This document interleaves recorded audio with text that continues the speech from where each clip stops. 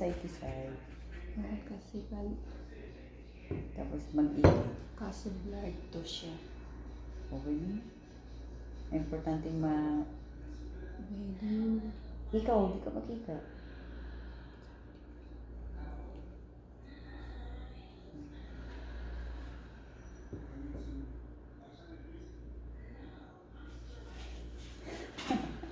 Yan, usod ka na eh. Mas nila. Kausap ka na. Ikwan. Hi! Visiting her. Rin sa her house. Sige.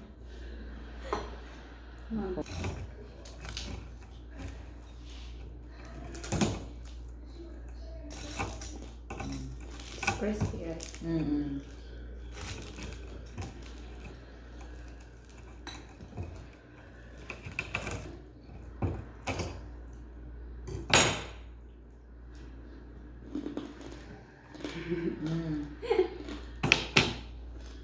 So crispy.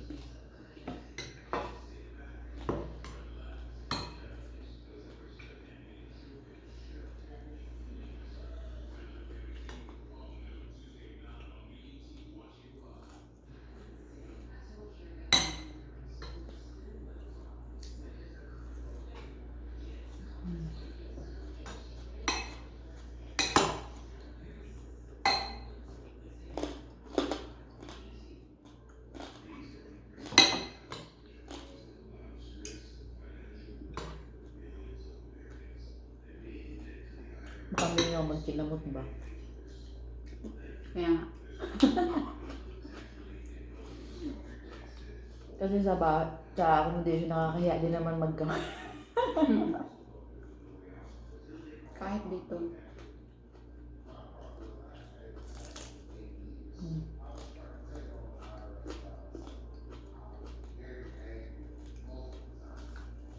Grabe na miss ko tong ganito na ka-crunchy.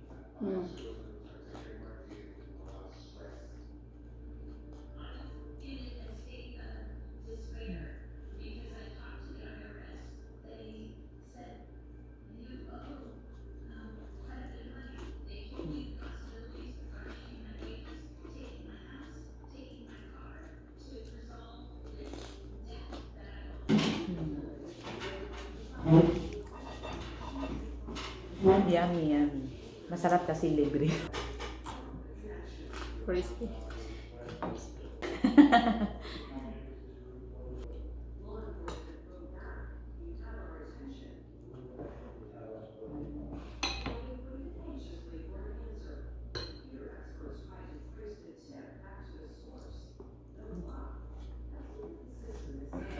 Alaan mo yun. Gutom. Makatakip parang ano. Makita yung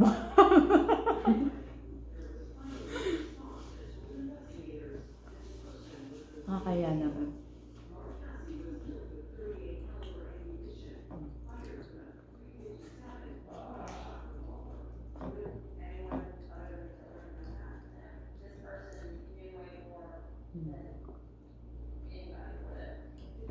Sarap siya.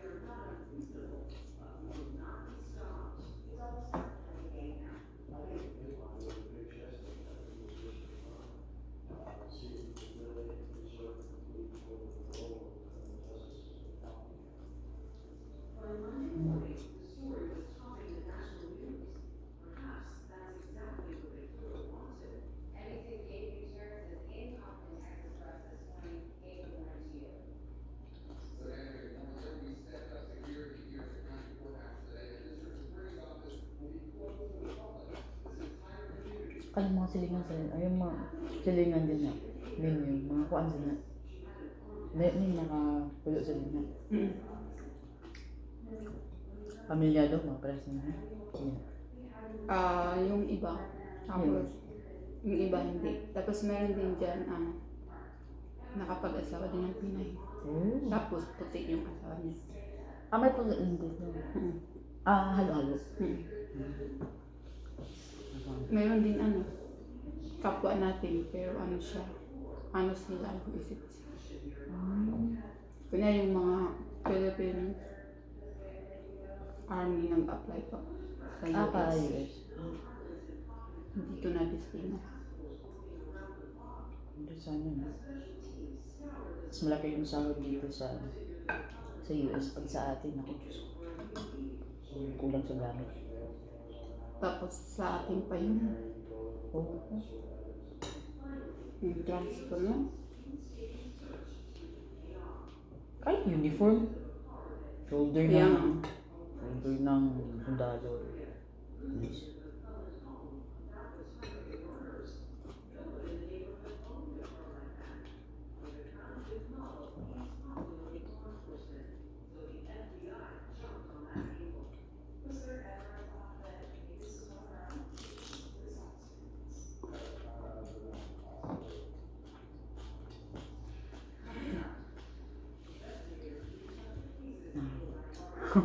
Huwag mong tagpan.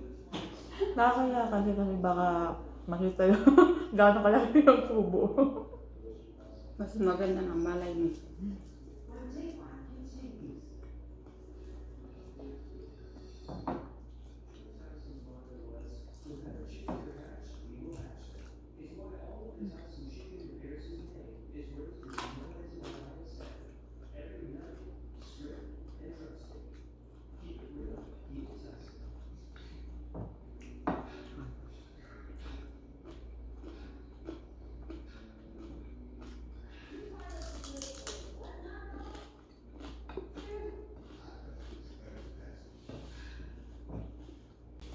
Minsan lang ako makatikim ng ganito ka-crispy.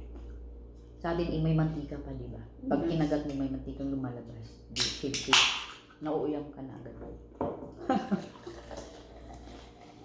Mas maganda kasi pag may deep fried ka. Yun. Tapos bago mo siya i-fried, i-boiled mo na siya. Yun yung mga technique.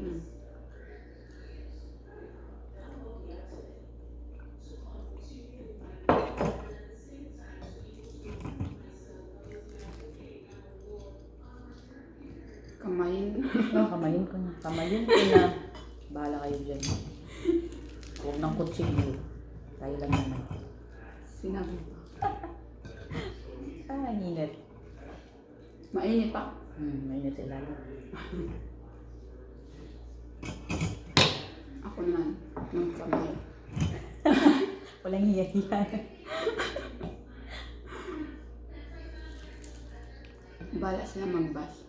Oo, ano ba yun? Kain lang naman. Parang tayo hindi Pinoy na sanay sa kamayan ng kain. Mas masarap kaya magkamay, di ba?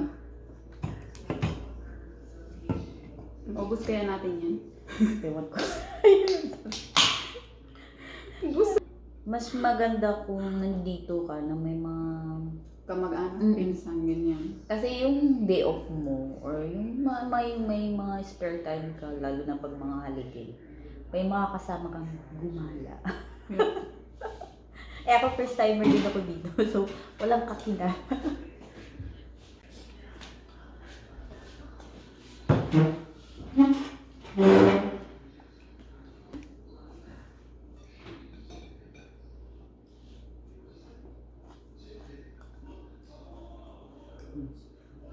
Nako. Mahirap pagka-love life mo. Mahirap talaga, lalo na kung yung lalaking mo, aasa sa'yo, nako. Wag na magka-love life. Oo, wag na. Ano ka ba? Love life ka nga para naman patas. Oo, hindi yung ikaw gawin Lahat.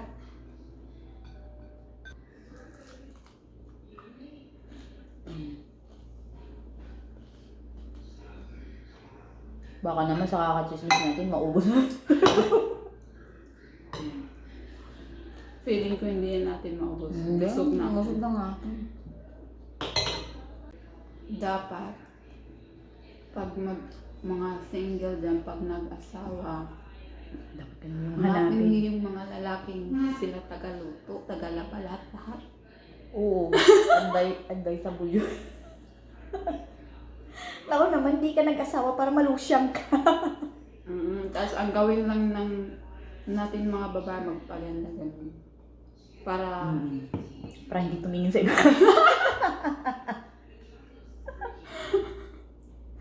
Magpaganda ka naman, hindi ka magpalusyon. Hindi ka nag-asawa para maging katulog sa kalusyang.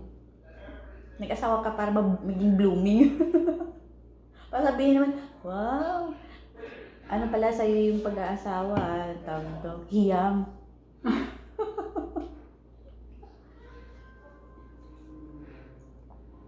Tapos kung kunyari may boyfriend kayo or may kinakasama, pag hindi na okay, hiwalayan na. Oo. O di ba? Advice na niya. Ano bang tatagal pa? Oo nga naman. Saan naman? Mag-expire din yan. Kasi sa hiwalayan din naman mapupunta pag napansin na in Hindi the ka early ganda-ganda. stage. It's much better na mag-decide na Correct. kung ano pa talaga yung kung gusto mong hiwalay. Pero sa akin kung mahirap kasi magsalita pag may feelings talaga. Tama din naman. Pero kahit zero, pag may feelings ka din naman, napapagod ka din kaya umintindi. Oo. Tapos yung pasensya mo, may ending din yan. Ay, nauubos. Nauubos din. Hindi siya unlimited Hindi unlimited. Kahit sabihin mo, nag-i-stay ka for the sake na Para sa mga anak. mga bata or matagal na kayo, it's not good.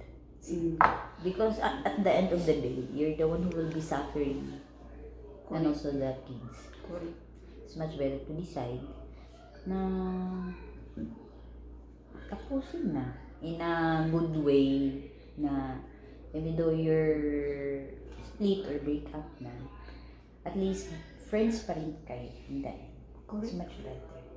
Kasi yun yung maging friends pero at the end pa rin na parang hindi talaga pwede maging friends. Kaya, May mga ganung sitwasyon na hindi lahat ng mga ex nagiging correct. napansin ko Kasi din. ang hirap pag parang inaano mo siya na maging friends kayo. Parang, halimbawa, kung mayroon ka sa future, parang isa din yan sa pag-aawayan nyo, di ba? Ay. Kasi bakit may communication ba kayo? Tapos araw-araw Ay, nako. may text, may ganyan-ganyan. It's fine to have a communication with him Sa or mga anak her. Basta yung topic is regarding Related sa anak niyo. sa mga bata or as long na hindi kayo nagta-topic na regarding sa past niyo or something. Huwag na. Iba ka sabihin pa muling ibalik. Huwag na. so yun pag na-open up yung mga the past na huwag na. Mahina. Baka maulit na naman baka mapilitan mag-reconnect na naman. Huwag na. Sabihin nila na second chance na isipin mo na lang yung mga past na ninyo samahan kung sa totoo bang magbabago o hindi. Mahirap na. Kayo dyan, maghanap kayo. Hindi naman urada-urada ha. Pero yung iba, bakit kaya sila ano kang tawag nun? Tumandang walang mga jowa, no? Siguro, Choice standard. Ay, standard. Takot, ano ba? Hindi naman si Joanne naman kasi. Mapili? Pikan? Parang mapili siya din. Pero may iniisip kasi namin na Patapusin mo na yung si Kitty. Yung pangatlo namin. Naubusin. Hindi na maubos. Pag kung lalaki lang man, dapat yung kunyari, pag shopping kayo. Ay, oo. Practical na, ano ba? Sana ma-experience ko din yun, no? Matanong nga kung baka may ano. Diyos ko naman, naisip pa. Ay, nako. Na siya yung usang magyaya, tara shopping tayo. Oo. Tapos naman, piliin naman yung mga pinag-shopping na mamahalin. Huwag naman yung mumurahin, nag-shopping. Nag-shopping na doon pa sa may discount. Baka sabihin nila, napaka-choosy yung gano'n. Uy, hindi ha. Ano lang kasi. Baka naman kasi may mag-aya sa inyo na mag-shopping, tapos dalhin kayo sa ano. Huwag nyo nang sabihin doon kayo sa may discount. Hayaan na kayo. Baka punta pa kayo sa ano, mga Victoria's Secret, doon na kayo. Huwag na kayong magsabi na dito tayo sa may discount. Pero pag nagmamahalan naman kayo, It's better din na my feelings. Kasi Kung wala naman feelings din, merong ikakaano yung lalaki, parang hindi ka din masaya, di ba? syempre, yung iba, masaya agad. Masaya sa Masaya sa material. ganoon. Oo, Oo. yung iba. Parang ginagawa nila ng sugar daddy, pa. Tama. Kasi, kung ako naman, parang mas gusto ko kasi yung simple lang. Yung parang, kung anong meron, okay. Kung wala, okay din. Pero, Mo yun. Kayo, wag na kayong mag-pray. Antayin nyo na. oo, kayo darating din yan. Huwag kayong maghanap kasi lalayo. Baka mapunta pa kayo sa mga taong hindi dapat puntahan sa kakahanap Hanap. nyo. Kasi sa kakahanap, parang maraming natuloy lalaking dumadaan sa buhay, Ay, oo. di ba? Kaya mas better na may sign ba yun na talagang siya para sa'yo o hindi naman? Naniwala ka ba dyan? Hindi ko din. Naniwala ako dati nun, pero naman. Humingi ako ng sign. Yun yung ano ko nga. Hindi ko na-expect na sa pagsasama namin may darating na Mga pagsubok. may pagsubok nga naman. Pero in that terms na parang sobra na yung pagsubok na yun. Huwag na. Hindi na okay. Hindi na okay. Kaya pag hindi na okay ang relasyon, huwag na patagalin. Kaya nga, in case naman na kahit sabihin nyo in sickness, in health, poor in rich here. Correct. Now, pag iba naman yung sitwasyon na tapos kayo parang matay na kayo or nagkaka-depression na kayo, naku, huwag tigilan na. Tigilan na yan. Tigilan. Kasi tayo din mga babae ang Mas emotional kasi yung babae compare sa lalaki. Lalaki. Pero kung sa thinking naman, mas matured. Mas masasabi ko mas matured ang babae compare sa lalaki.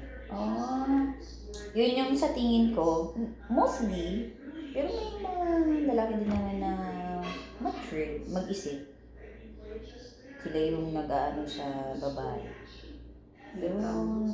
Pero mostly sa, hindi naman na, pero mostly sa napapansin ko sa mga Pinoy. Parang mas matured ang babae. Oo. Mas matured ang babae. Minsan lang ako nakarinig na matured yung Lalaki. Kasi isa naman, di ba kasi nung college ako, may nanligaw sa akin, criminology. So, ayan, nanligaw siya, siyempre iniisip ko na agad yung mangyayari, manligaw siya ngayon, okay, sabihin ko, kami, hindi may mangyari talaga. Hindi naman pwedeng magtinginan lang kayo, maging maging honest na pag naging kayo, hindi sa panahon kasi na yun, open open-minded. So, hindi mo masasabing walang mangyayari. Oo. Kasi kahit sabihin natin doon na sa pagkasal ang minsan na yun. Minsan yan. Hindi sa lahat na Papansin nyo naman Correct. pag buntis. Kasi yung iba, meron nagsabi na sinusunod nila yung Tradisyon. tradisyon. Tama naman sila, pero may iba din naman kasi, nagdidepende din kasi yan sa tao. Kung kasi ibang lalaki di makapag-antay, kaya nagkahiwalay dahil doon. Tapos yung iba naman, nagkahiwalay kahit nangyari na hanggang salita lang. Oh, mostly, yun yung nangyayari. Lalo na ngayon sa panahon na ngayon na moderno. Nauna talaga yun para sa kasal. Pero mostly, hindi siya nag-e-end sa wedding. Correct. Hindi siya nag-e-end sa wedding. Pero 60%, masasabi kong na-end sa wedding. Pero, hindi mo masasabing Forever. yun, Yun may, ang may iba forever. kasing kinasal na, naghiwalay. Hiwalay. Kaya, So, nasasabi ko lang kung forever, kung tumanda kayo magkasama. tama. Hanggang sa kamatayan. Oo, yun. Nasya Pag yan yung masasabi kong forever. Sana all makahanap ko. Makahanap. Nag-wish pa rin meron ako. Ako. Yun. Ano pala? Mahirap mag-ano ngayon. Mahirap. Pero mas, pag nag-asawa naman, di ba, sabi natin, mas maganda buhay single. Tapos pag naging single, mas maganda pa. Mas maganda talaga pag may asawa. Ano lang yan, expectation versus reality. Reality. Pero may iba naman nag-blooming sa marriage life. Tama. May iba naman na stress. Na-stress na lose yan. Lahat-lahat na. Yung iba nagpaka-martyr na yan. Oo. Ganon din. May kakilala kong ganon. Martyr siya. Pero, sa kanya na din yun. Hindi natin siya masisisi. Anyway, iba naman kasi yung yung pananaw ng Tao. Sa marriage at sa single life. So, basta ang masasabi ko lang sa mga hanggat single, enjoy lang ang buhay. oo. Huwag mamadaliin na kailan ka mag-asawa, kailan ka magka. Alam mo, yung babae, mag-expire yun. May Mag-expire. expiration. Sa 30 years old. Yun yung alam mo.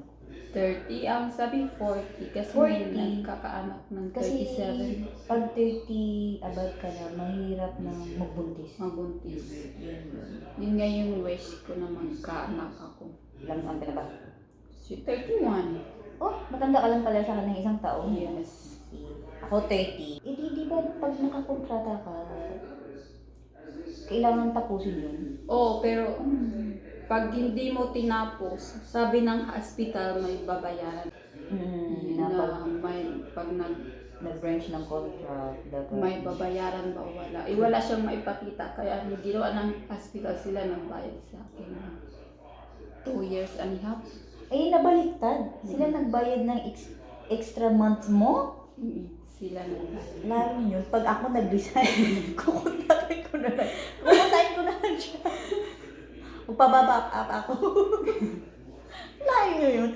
Sila pang nagbayad kaysa, Sila nagbayad. di ba sa atin, usually, pag ganun, lalo na pag abroad ka or OFW, kailangan end of contract ka bago kang Correct. sa kanya nabaliktad. Nabaliktad. Siya pa yung binigyan ng pera. So, ibig sabihin, yung remaining months mo, binayaran nila. Oo, tsaka yung 2 years ko, kasi hindi ko pa naman yun nakuha. Di ba, meron benefits. Oo, di ba? Ang pagkakalam ko, pag once na end of contract ka, pag umuwi ka na, yung benefits mo na ilang taon ka, yun yung mo, Parang savings. Pero, So, ibig sabihin- nung umuwi ako kasi, ng 2 years end of contract, hindi ko kinuha. Parang hinayaan ko lang ba siya na pag mag-extend ako doon ko nakukunin. Yung final visit. Pero yung vacation, hindi ko lang siya kinuha. Parang binigay lang sa akin ticket. Walang benefits. Kaya nakasave lang yun. Kaya nung final kasi di ba mag-extend ka sana ng 1 year. Mm-mm. So, bali, yung ticket na yun, round ticket yun. Round trip. Tapos, ano lang yata yun 45 days. 45 days. Dapat 60 days. Pero ginawa ko 45 days lang. Wala namang gagawin sa Pinas. Tapos, pag alam nilang galing ka ibang bansa, expectation yun, mahirap. Oo, akalain nila na dahil OFW ka, may marami kang pera. Hindi ganun ha. Hindi ganun yung mindset ba?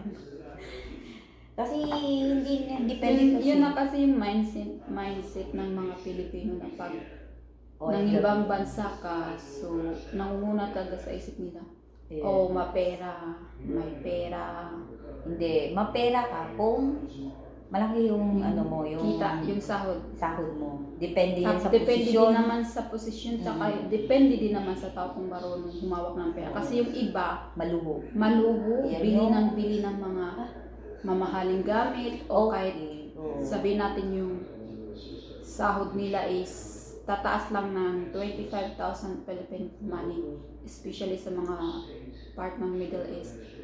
Yan ang 22,000 pesos o 'di ba meron silang mga LV na bag, Michael Kors. Pero kung ikaw na tao, kung marunong ka yung marunong ka ba sa paligid, hindi naman sa chismosa, mag-itsisiro. Yung sa tingin mo lang ba na meron siyang ganun bag and then may 5 iPhone pa siya. So, isipin mo na lang magkano sahod niya. So, saan niya nakuha yun?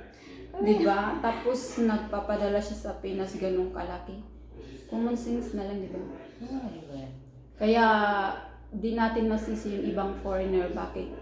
Maliit ang tingin nila sa kapwa natin. Sa mga Pilipino kapwa natin. Kasi yung iba naman, iba kasi ang target. Basta lang magka-LV na bag. Oh my God, grabe. Walang mainis. Oo. Alam niyo, kung savings lang naman, gusto niyo mag-travel ng yung wala kayo masyadong gasto. Okay, accommodation, transport, tapos may food allowance kayo. Yeah, yan yung maganda sa ibang bansa. Oo. Malaking savings din na. Kumpara sa Pinas, di ba? Kumpara sa Pinas, kung ikaw mag-sales lady ka dito, yung sahod mo, standard is 20 plus. Pinakamalaki na siguro yung 24 plus. Sales lady lang. Tapos free accommodation lahat ka pa. Free, and tapos may food allowance ka. Pag ikaw marunong mag-save up ng money mo, nakakaipon talaga. Nakakaipon ka. Lalo pat kung single ka, di ba? Lalo na pag single ka.